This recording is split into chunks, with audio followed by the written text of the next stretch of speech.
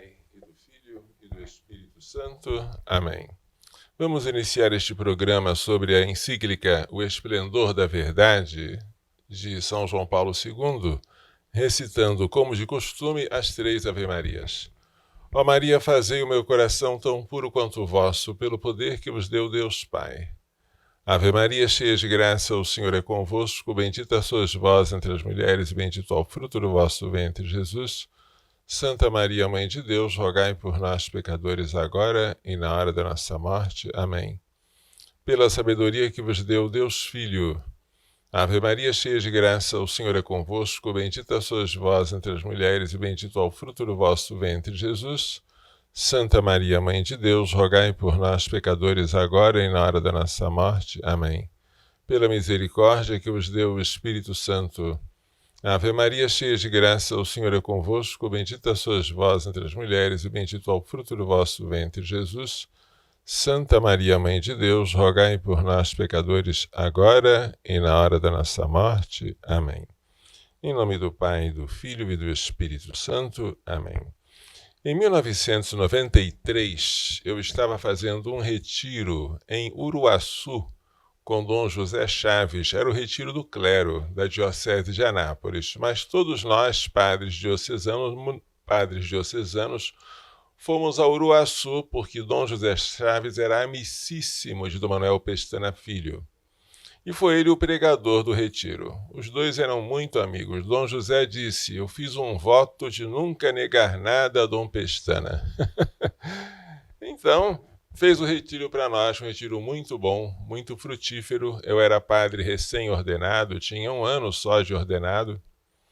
E naquele retiro eu me lembro que Dom José me disse uma coisa que me deixou impressionado. Ele disse que o Papa João Paulo II era célebre por 3 coisas, 3 obras principais. Uma deles era o Código de Direito Canônico, esse código que ele promulgou em 1983 e que veio substituir o de 1917, de São Pio X e do Papa Bento XV, né?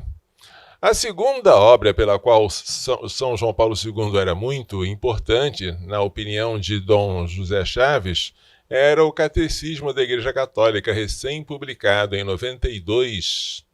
Esse catecismo ele veio aperfeiçoar e substituir o catecismo do Concílio de Trento, o catecismo romano, lá de São Pio V.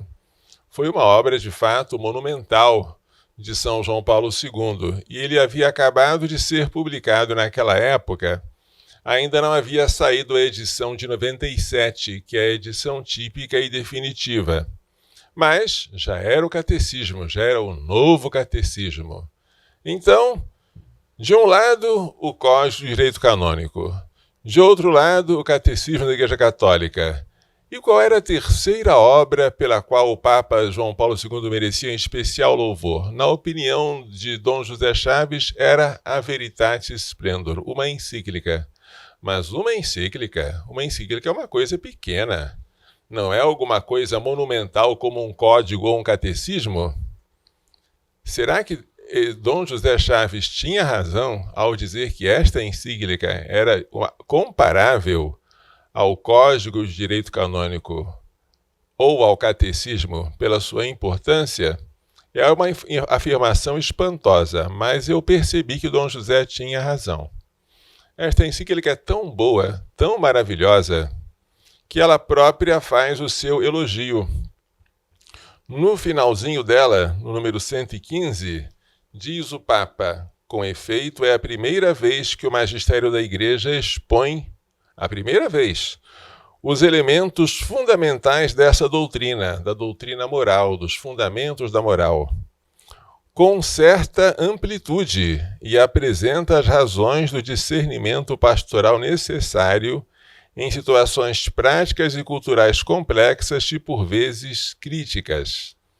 Portanto, sem falsa modéstia, esta encíclica ela é algo de inédito. Já houve muitas declarações do magistério sobre pontos específicos da moral, mas esta aqui fala dos próprios princípios da moral e condena erros próprios daquela época e da nossa, que tentam separar a liberdade humana da verdade. A verdade vos libertará, é o que diz o Papa São João Paulo II nesta encíclica, citando nosso Senhor Jesus Cristo, São João capítulo 8, conhecereis a verdade e a verdade vos libertará. E ele afirma, a própria liberdade tem que ser libertada pela verdade. É para serdes livres que Cristo vos libertou, diz São Paulo na carta aos Gálatas. Portanto, todos os problemas dos sistemas morais modernos, das doutrinas erradas em relação à moral, está em querer buscar uma liberdade para o homem que seja contrária à verdade. E aí o Papa aborda vários assuntos, começando pela pergunta do jovem rico, que devo fazer de bom para guardar a vida eterna? Então ele diz, nós devemos fazer aquilo que a lei moral objetiva nos manda.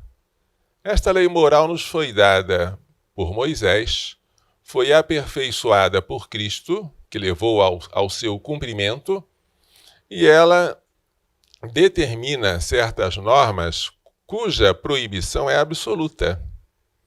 Há certas coisas que não são ordenáveis a Deus e que não são conformes ao bem da pessoa humana, que são atos que a tradição chama de intrinsecamente maus, em virtude do seu objeto. Tais atos são, por exemplo, a mentira, o adultério, o perjúrio, a blasfêmia, o homicídio direto de um inocente. Você nunca vai poder dizer, eu menti, padre, mas eu menti com boa intenção. A intenção não justifica um ato que tem um objeto mau, contradizer a verdade.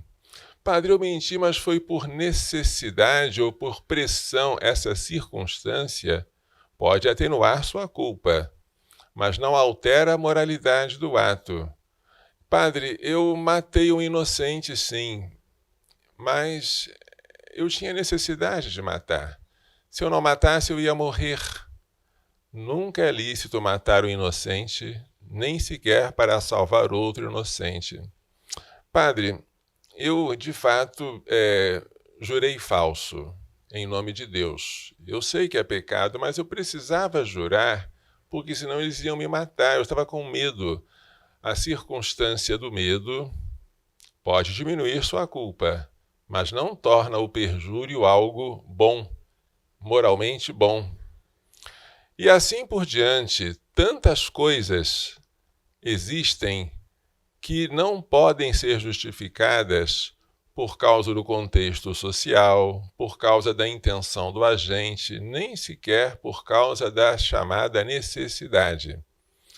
O Papa diz de maneira bem clara que o ato humano se compõe de 3 fontes de moralidade: o objeto da ação, a intenção do agente e as circunstâncias. O objeto da ação é aquilo para o qual o ato tende naturalmente. O ato de mentir tende a contradizer a verdade. O ato de dar esmolas tende a socorrer o próximo. Então, a mentira, ela é má pelo seu próprio objeto. A esmola é boa pelo seu próprio objeto. Mas, para que a esmola seja boa, não basta que o objeto seja bom. Você tem que ver também agora a intenção do agente. Você está dando esmola para quê?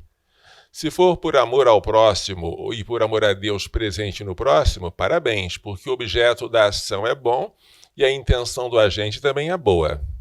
Mas se você dá a esmola, que é um ato em si bom, para ser visto pelos homens, então agora você estará praticando um ato bom com má intenção. E esta má intenção corrompe o valor do ato bom. A má intenção é capaz de tornar mal um ato que seria bom. Socorrer um inimigo é uma coisa boa em si, maravilhosa, o objeto da ação. Mas se o agente faz isso com a intenção de humilhar o inimigo, então a intenção má corrompe o ato que em si seria bom em virtude do seu objeto. Então, o objeto da ação tem que ser bom, mas também a intenção do agente tem que ser boa. Mas se o objeto da ação for mal, não adianta a intenção ser boa. Se o objeto da ação é destruir a vida de um inocente, não adianta você dizer que você não tinha outra escolha, que você precisava fazer isso para ganhar dinheiro, que você foi pressionado, porque nada vai mudar a moralidade desse ato. Nem sequer a boa intenção. Por isso se diz que de boas intenções o inferno está cheio. Padre, eu matei minha mãe sim, eu apliquei uma injeçãozinha de veneno, mas ela estava tão velhinha.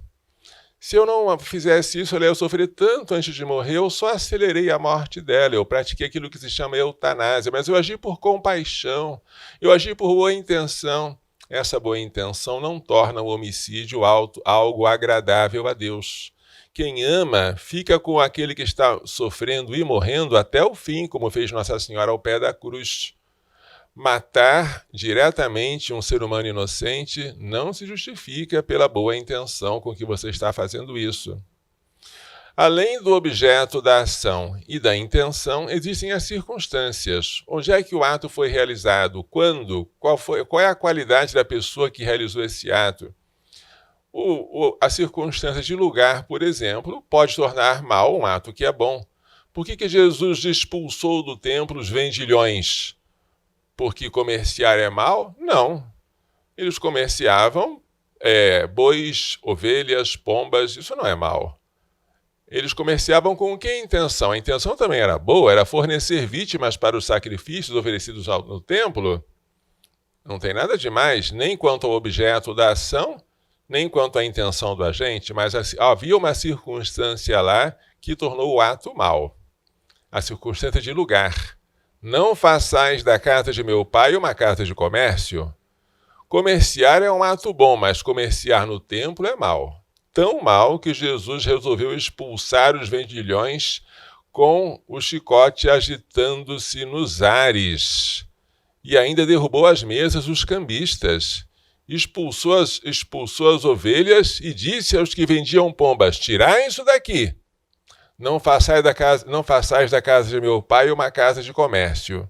Portanto, o lugar, que é uma circunstância, é um elemento secundário do ato moral, ele é capaz também de tornar mal um ato em si bom e feito com boa intenção.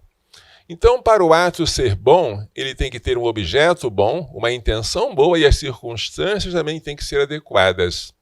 São três coisas simultaneamente boas para que um ato seja bom. Ora, há certas doutrinas que querem medir a bondade ou a maldade de um ato exclusivamente pelas consequências. Segundo essa doutrina, será que o aborto é bom ou é mal? Dizem eles, depende. Se as consequências foram boas, ele é um aborto bom. Se as consequências foram más, o aborto é mal. Ou então, segundo outra doutrina semelhante, se as consequências são mais boas do que más, o aborto é bom. Se as consequências são mais más do que boas, então o aborto é mau. Você tem que pesar as consequências. O Papa condena tais doutrinas. A doutrina consequencialista, a doutrina proporcionalista, porque as consequências são meras circunstâncias que não afetam a moralidade do ato. Vamos dar um exemplo para vocês entenderem o que o Papa São João Paulo II quis dizer aqui nesta famosíssima encíclica Veritatis Splendor de 1993, que já completou o Jubileu de Prata, 25 anos. Daqui a pouco, se Deus quiser, vai completar os seus 30 anos, e seria bom fazer uma festa pelo aniversário de 30 anos dela. Bem, que exemplos poderiam ilustrar o que o Papa disse?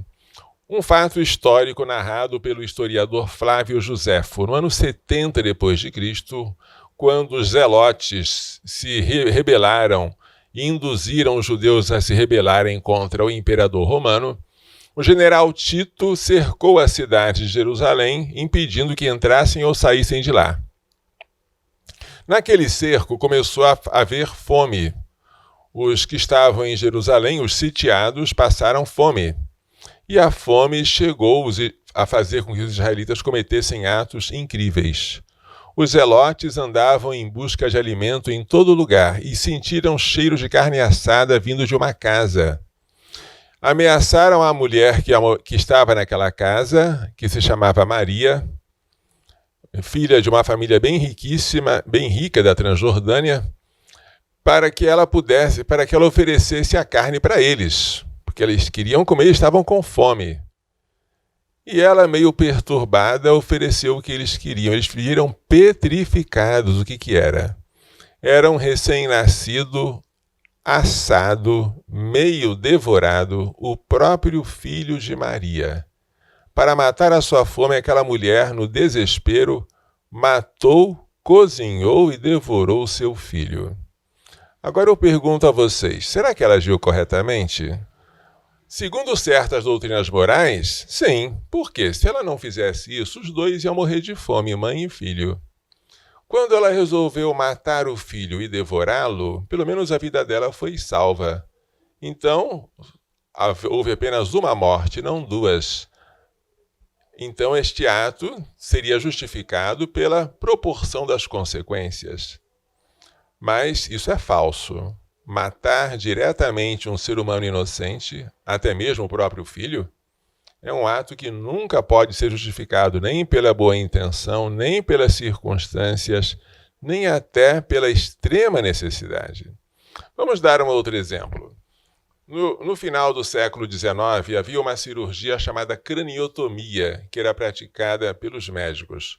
A craniotomia servia para livrar a mãe de um parto difícil, quando a criança estava presa em uma bacia estreita, e quando o trabalho de parto já havia sido iniciado e a criança não queria sair, mas estava presa lá, os médicos, que não tinham muita experiência na cesariana, a cesariana era uma cirurgia ainda arriscada, com alto índice de mortalidade materna, o que os médicos faziam?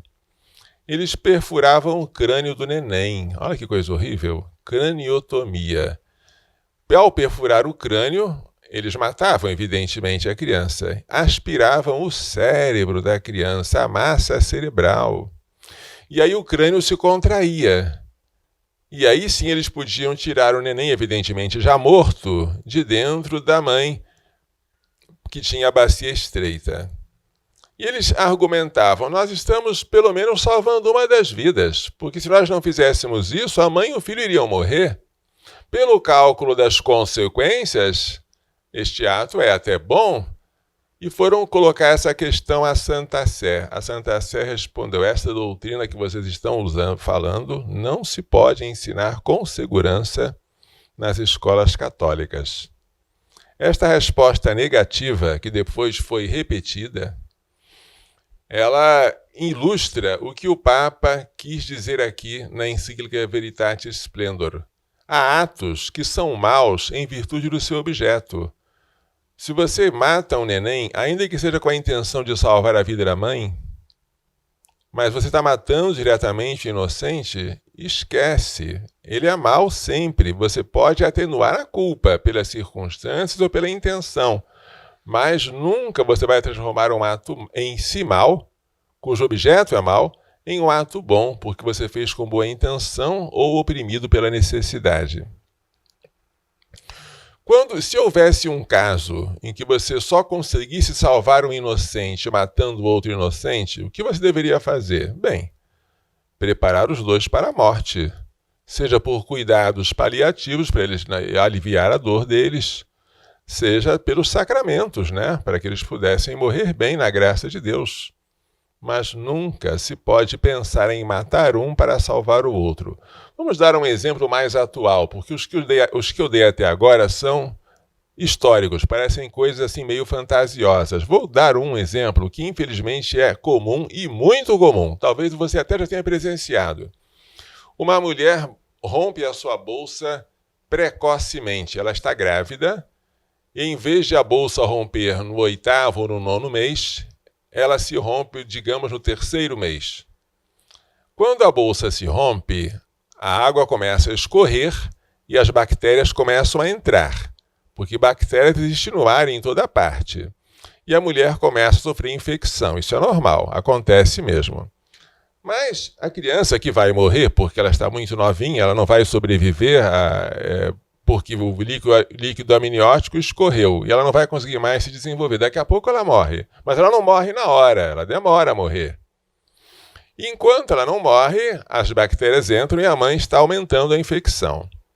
Os médicos dizem, olha, vamos fazer um aborto, vamos tirar essa criança aqui que não está morta, mas vai morrer de qualquer jeito, vamos expulsá-la de dentro da mãe, que assim a gente vai salvar a mãe. Porque se deixar a criança dentro dela, até que a criança morra, a mãe já morreu de infecção generalizada, dizem os médicos. Errado. Ainda que isso fosse verdade, você não poderia matar uma criança para salvar a mãe dela. Matar diretamente um inocente, nem sequer para salvar outro inocente. Mas, padre, a criança vai morrer. Todos nós vamos morrer. Eu estou só antecipando a morte. Todo assassino antecipa a morte. Se ele não matasse, daqui a pouco a pessoa iria morrer de outro motivo. Então não adianta esse argumento. Mas, padre, a criança ia morrer daqui a alguns minutos, sei lá. A quantidade de minutos não altera a moralidade do ato. Se você está causando a morte, isso é um homicídio. E se você está provocando isso como meio ou como fim, é um homicídio direto. A morte direta de um ser humano inocente não é lícita, nem sequer para salvar outro inocente. Mesmo se os dois fossem morrer, padre, mesmo se os dois fossem morrer, não seria lícito. Só que esse caso, de fato, não é como os médicos falam. Sem generalizar, porque há médicos bons que não fazem isso, mas a grande maioria usa de uma premissa falsa. Ou eu faço aborto, ou a mulher morre. Isso não é verdadeiro. Se fosse, mesmo assim, não seria lícito fazer aborto. Mas a verdade é que os médicos podem muito bem controlar a infecção dando antibióticos para a mulher. Antibióticos endovenosos, por via endovenosa, faz com que a infecção fique sob controle. E enquanto eles estão controlando a infecção, para não deixar que as bactérias se proliferem muito, eles vão monitorando também os batimentos cardíacos do bebê. Quando perceberem que o bebê já parou de bater o coração, que ele já morreu, que acabaram os sinais de vida, agora sim você pode induzir a expulsão do corpo da criança, porque isso já não é mais aborto. Muito menos aborto direto. Isso é só a remoção de um cadáver. Mas tem que esperar a criança morrer. Se você expulsa a criança viva, e em virtude dessa expulsão ela morre, se há um nexo de causalidade entre a expulsão prematura da criança e a sua morte, você matou a criança. Você cometeu um homicídio, um aborto direto. Só que dar antibiótico para a mulher, monitorar o nível da infecção, verificar se a criança está ou não está viva, dá trabalho. Médicos que não querem ter trabalho, que querem ser práticos, que querem se livrar rapidamente do problema e que não temem a Deus, não aceitam isso que eu estou falando. Não aceitam essa doutrina da igreja. Acham que em certos casos, especialmente nesse, você poderia jogar a criança fora e que ela depois morresse não tem problema, porque seria com uma boa intenção de salvar a vida da mãe, para de evitar uma infecção e tudo bem. Tudo mal. Não se pode fazer isso. Estou tentando explicar para vocês que se você está diante de um ato mau, que, por exemplo, poderia ser esse, mas poderia ser uma laqueadura, uma vasectomia, uma esterilização direta, querida como fim ou como meio, não adianta invocar agora boas intenções. Padre, eu esterilizei essa mulher, mas foi com boa intenção. Por quê?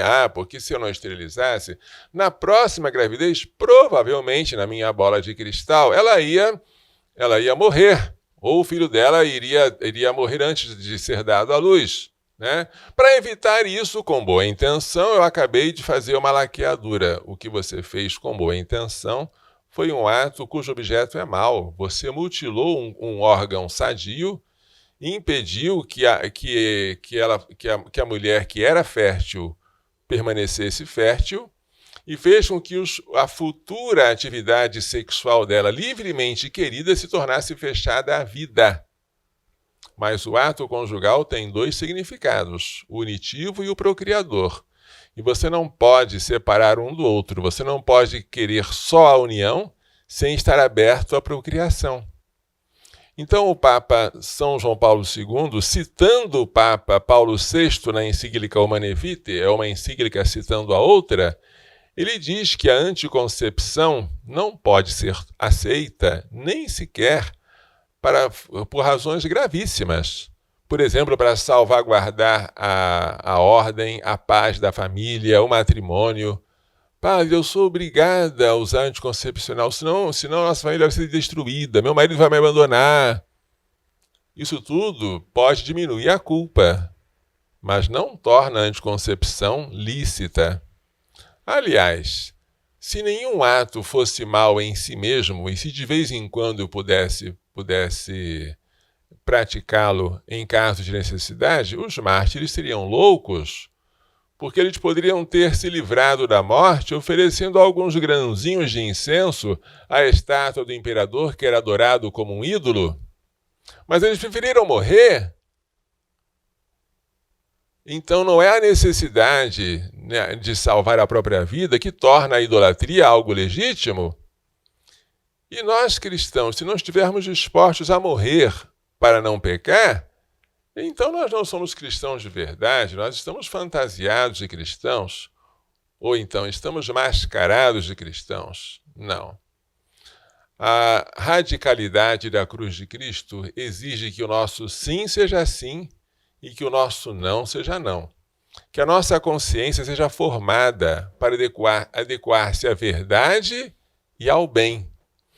Isso tudo são pérolas preciosas que quem ler esta encíclica Veritatis Splendor poderá ver. Ela é realmente maravilhosa. E o Catecismo da Igreja Católica, que foi editado antes dela, já contém muitas coisas maravilhosas também que têm que ser lidas. Quando eu dou bioética, seja no meu curso que está online, com 26 videoaulas, seja em cursos presenciais, eu faço questão de usar o catecismo e de usar a encíclica Veritatis Splendor, que é um presente do Papa São João Paulo II para nós. Vamos pedir a Maria Santíssima, aquela mulher vestida de sol, né? Tão linda, tão esplêndida, que ela nos faça aderir à verdade que é o seu próprio Filho e pô-la em prática para a glória de Deus Pai, para o nosso bem, para o bem de todas as almas. Vamos então encerrar dando a bênção final. O Senhor esteja convosco.